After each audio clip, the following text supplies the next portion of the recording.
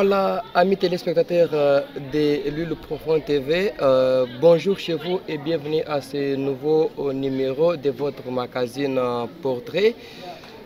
Bienvenue sur notre plateau. Nous disons merci à toute l'équipe de Lulu Profond TV, allusion faite à Rémi, André, Kadjima Ntumba et Didier Moubakilaï qui sont à la réalisation. Nous disons également merci à Patient Goimamba et Pascaline Mbelukanumbi, c'est ça toute l'équipe de Lulu Profond TV. Appelez-moi Jean-Willy Kayumbi-Kalala, je suis déjà en direct de ce plateau où nous allons recevoir une autre personnalité que vous aurez la chance de découvrir aujourd'hui. Et nous allons d'abord l'accueillir. Bonjour messieurs. Bonjour monsieur le journaliste. Une présentation par vous-même, ça nous ferait plaisir. Oui, moi je réponds au nom d'Augustin Goyi. Monsieur Augustin Nkoyi, bienvenue sur le plateau de Lulu Profond TV. Merci. Voilà, Monsieur Augustin Nkoyi, avec vous, nous allons vous découvrir. En dehors de la découverte que nous allons faire sur vous, nous aurons aussi à parler sur certaines activités que vous menez dans votre vie et dans le sens d'un portrait. Nous voulons d'abord savoir, Monsieur Augustin Nkoyi, vous êtes né où? Quand? Merci, messieurs les journalistes. Je pense que moi, je suis né à Likassi le 5 août 1976. Là-bas, j'étais un enfant d'un cheminot, c'est-à-dire un agent de l'SNCC. Voilà. Comment s'appelait le papa et aussi la maman? Mon père, le nom de mon père c'est Kassongo. Le nom de ma mère, c'est Ndaya. Merci beaucoup, monsieur Augustin Nkoyi. Comme vous parlez français, nous faisons une illusion que vous avez étudié. Oui, où est-ce que vous aviez fait vos études primaires, aussi secondaires, voire vos études supérieures, si vous les avez affrontées? Merci, monsieur les journalistes. Je pense que je suis né à Likassi. Un mois après, on a perpétré mon père à Kananga.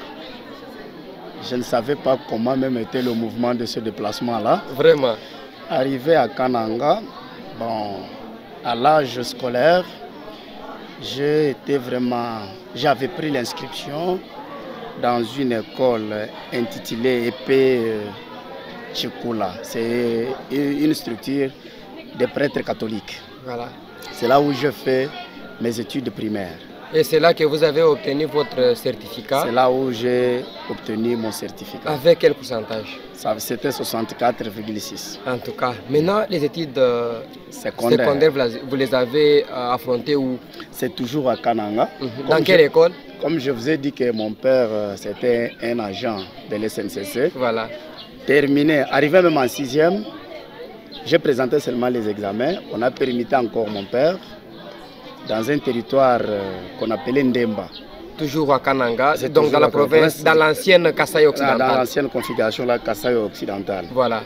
Arrivé là-bas, j'ai entrepris les études dans une école, tout d'abord de prêtres encore. C'était Institut Djibo Diabouakane. Institut Djibo Diabouakane. Alors, en terminant un peu les 2 ans là, je suis allé maintenant, j'ai changé pour choisir maintenant l'option. J'ai fait la section commerciale à l'Institut Boubange. Seulement dans le même milieu là de Ndemba. Oui.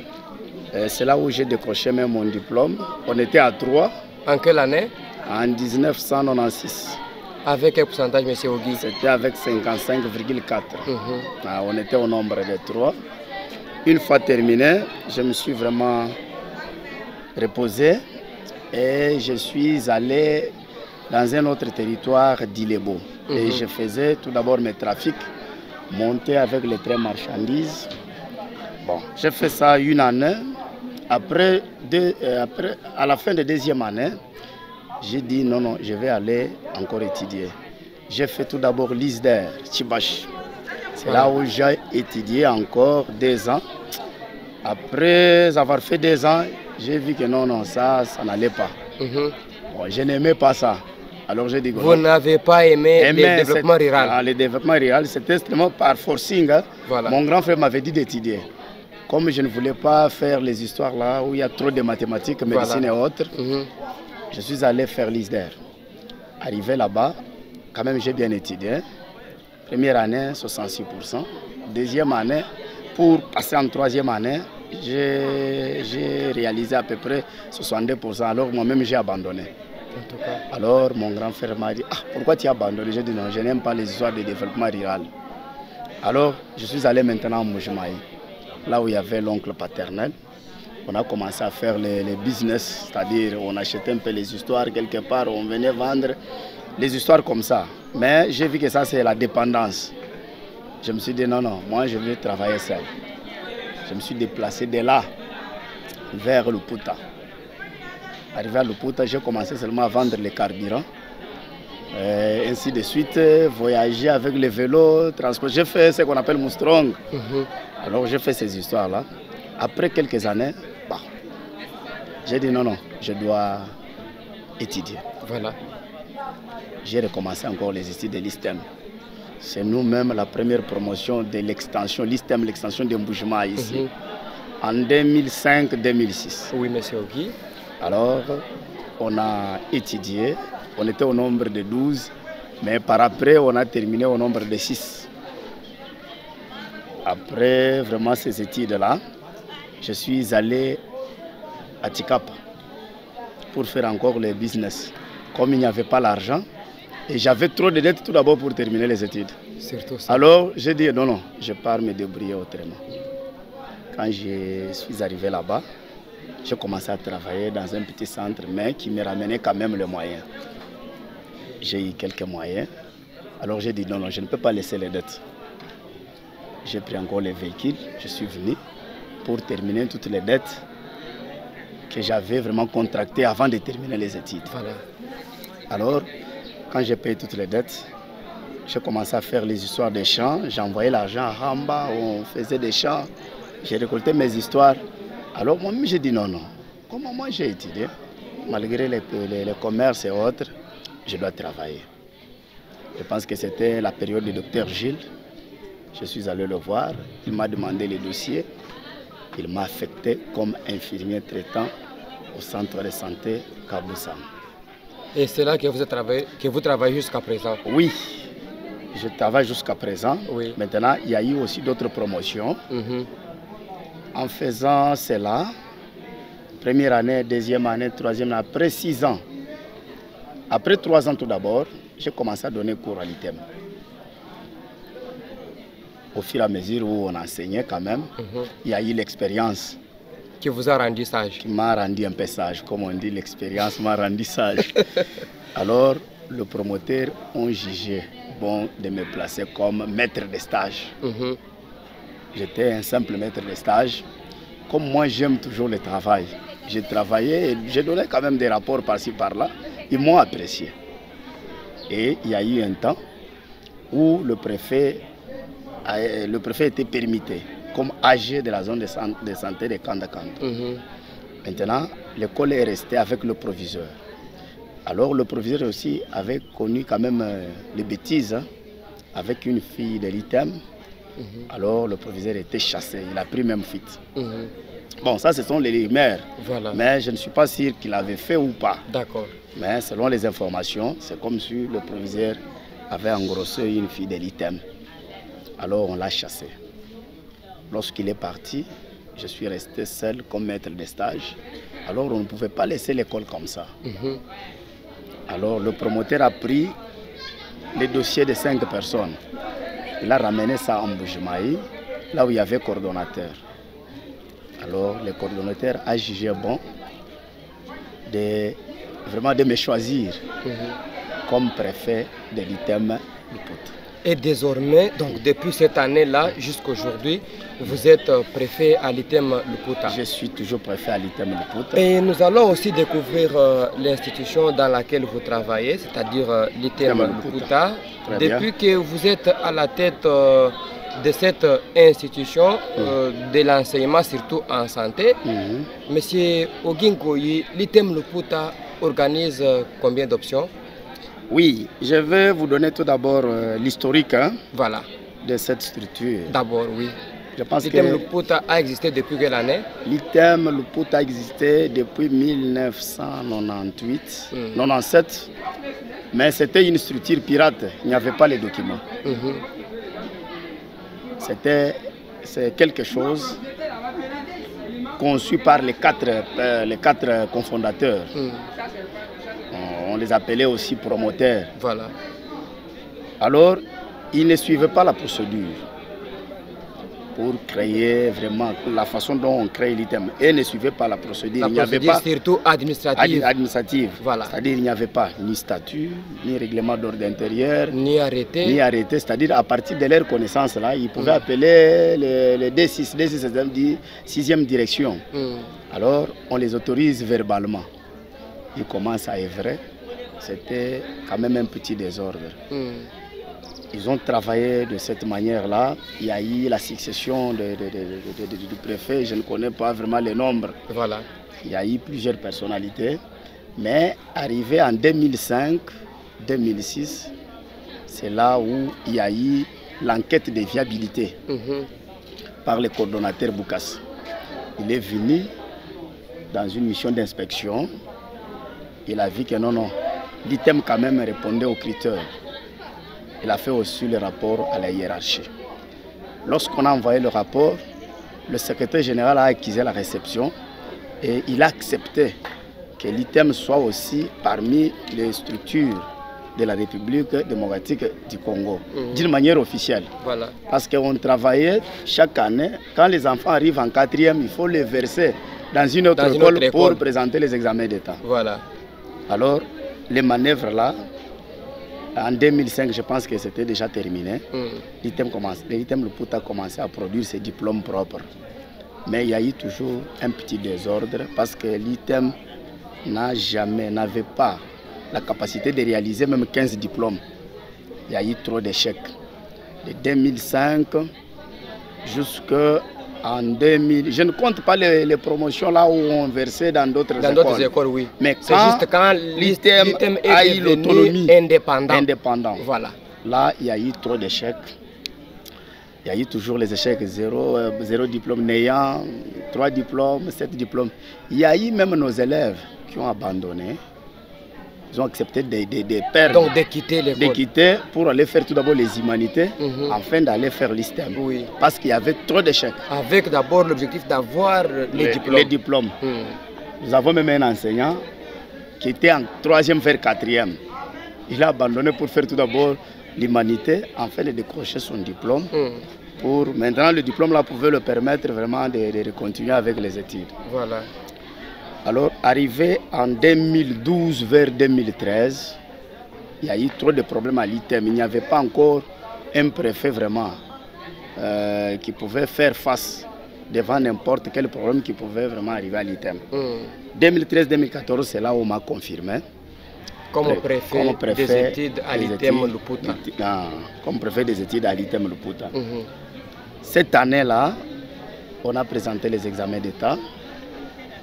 Sur 10 candidats, on a réussi quand même à décrocher ou bien à obtenir quand même quelques diplômes, 6 diplômes. Donc 6 sur 10. 6 sur 10, c'était le début. Mais dépassé seulement cette année et le reste des années quand même, il y a eu quand même de bons scores. l'ITEM Luputa organise des options. Lesquelles? Il y a sciences infirmières, option hospitalière. Il y a aussi sciences infirmières, option accoucheuse. En votre qualité de préfet des études, Monsieur Ogingoy, dites-nous comment vous appréciez la qualité du travail que vous fournissez à l'endroit et surtout à l'intérêt de la communauté. Parce que les enfants qui vont quitter l'ITEM Luputa, il y a certains qui seront recrutés dans différentes structures de santé. Est-ce que vous garantissez à la communauté que vous produisez des bons fruits qui se retrouvent déjà sur les marchés, donc seront capables de se défendre?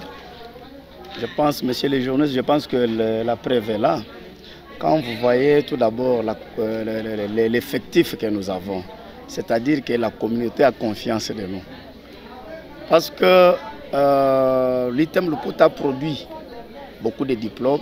Et si vous voyez même presque la majorité des infirmiers qui se trouvent sur le terrain, à 80%, c'est toujours l'ITEM Luputa.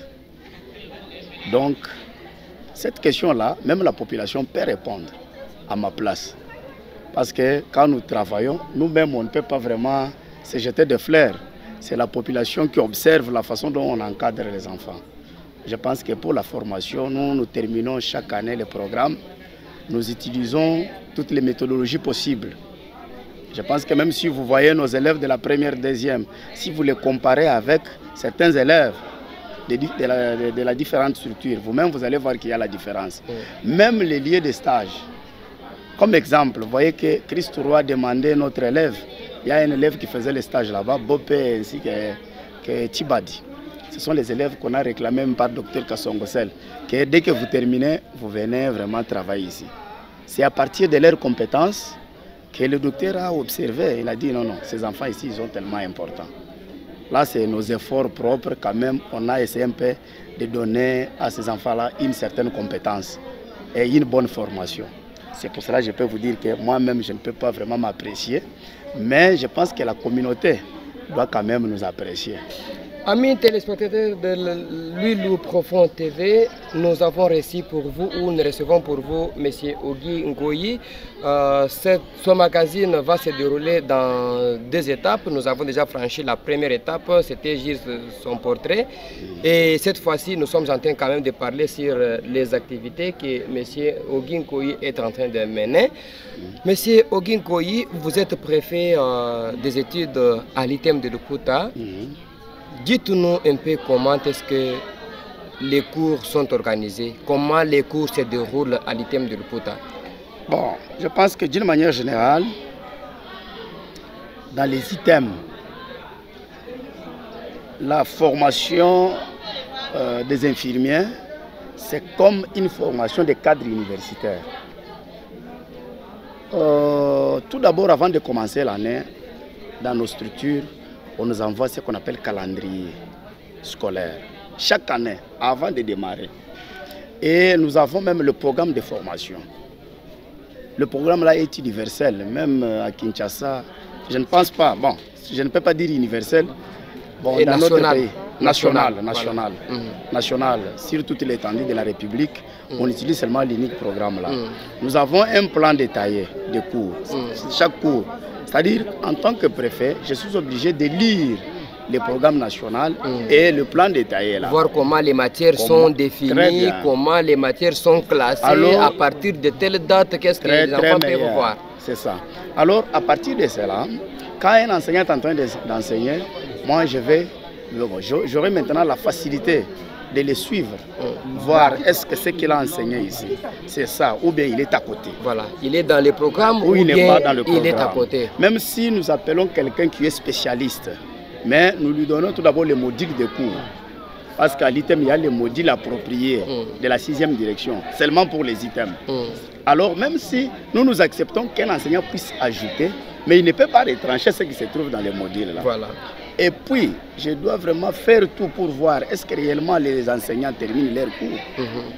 C'est le problème que nous vivons aujourd'hui. Si vous ne terminez pas les cours, c'est ça même la base, mais la cause de beaucoup d'échecs. C'est pour cela que nous sommes en train de suivre les normes et le programme même. Il fallait que chaque enseignant puisse terminer seulement son programme. Et puis, il y a même les inspections que nous pouvons faire. Parce que je pense que le proviseur doit faire chaque mois le suivi. Il doit vraiment visiter les salles, les enseignants, pour les différentes voir comment salles. Ils donnent cours, comment, à quel niveau ils se retrouvent très bien, très meilleur. Maintenant, moi, c'est par trimestre. Par trimestre, là, je vais établir le calendrier, j'affiche. Quand les enseignants passent, ils vont voir. Et je dois aussi faire les visites des salles. Alors, quand je termine, je dois ressortir les points forts de chaque enseignant et les points faibles. Là où il y a les points faibles, j'appelle l'enseignant, on va le faire des remarques. Voilà ici, vous êtes à côté, voilà. Bon, c'est comme ça. Et chez nous, on ne chasse pas les enseignants. Au moins, s'il y a les horaires, on paye les enseignants et puis c'est comme si nous sommes en train encore de former les enseignants. C'est pour cela que vous voyez, quand on dispense très bien les cours, même les résultats aussi seront bons. Alors, si vous voyez que si on dispense très mal les cours, les résultats aussi seront biaisés. C'est pour cela, en rapport avec la formation, je pense que nous nous formons, nous sommes en train, les enfants sont en train d'acquérir une certaine compétence à travers nos efforts que nous sommes en train de conduire. Monsieur Oginkoyi, depuis que vous êtes à la tête de l'ITEM de Luputa comme préfet des études, quelles sont les innovations que vous avez déjà aussi apportées à cette institution? Ok. Je pense qu'à l'ITEM ici, peut-être dans 2 semaines ou 3 semaines, on va encore vous inviter. Nous, chaque fois, on organise les débats scientifiques chaque samedi. Que ce soit les enseignants, moi personnellement, même les élèves. Chaque enseignant peut prendre un sujet, il va décortiquer ça. Les samedis, il va maintenant nous exposer. Et nous allons commencer à poser des questions. Quand les enseignants terminent, nous les administratifs, moi le préfet et puis le proviseur. Dès que nous terminons ce stade-là, même les élèves aussi, nous allons commencer à distribuer les sujets selon les différentes maladies. Je peux venir, je donne, toi tu vas prendre tel sujet, l'autre aussi tel sujet. Alors chaque samedi, ils viennent, ils commencent à décortiquer et nous sommes en train de les orienter. Je pense que c'est ça ce que moi j'ai apporté comme ma contribution dans cette école. En tout cas, merci beaucoup, M. Oki Nkoyi. Merci.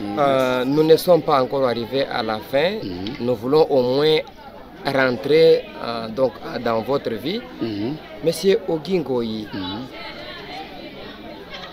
quel est votre plat préféré? Qu'est-ce que vous aimez beaucoup manger dans la vie? Moi, souvent, je peux dire que je mange toujours les feuilles. Ou bien je suis un herbivore.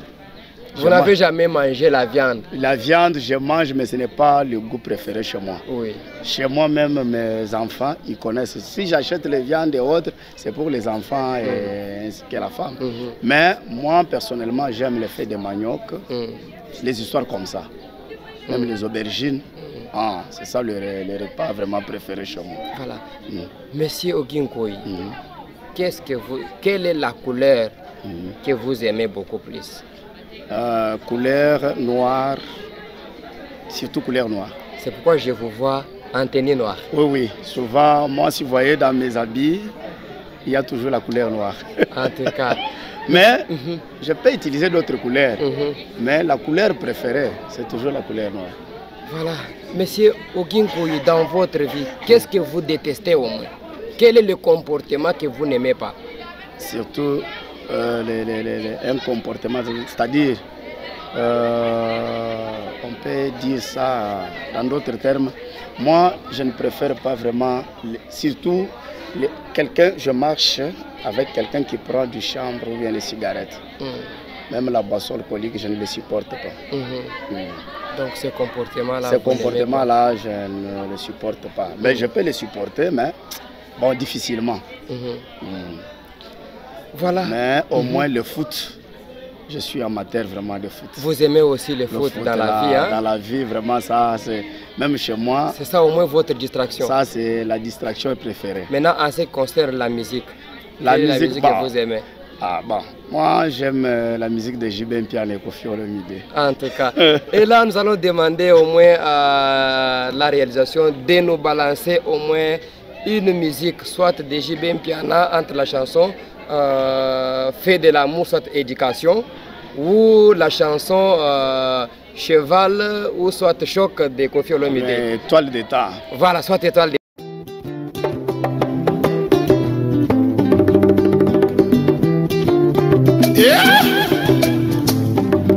Nganga ata formé mwana na ye atikalaka toujours na secret moko to mibale mpo na ye moko.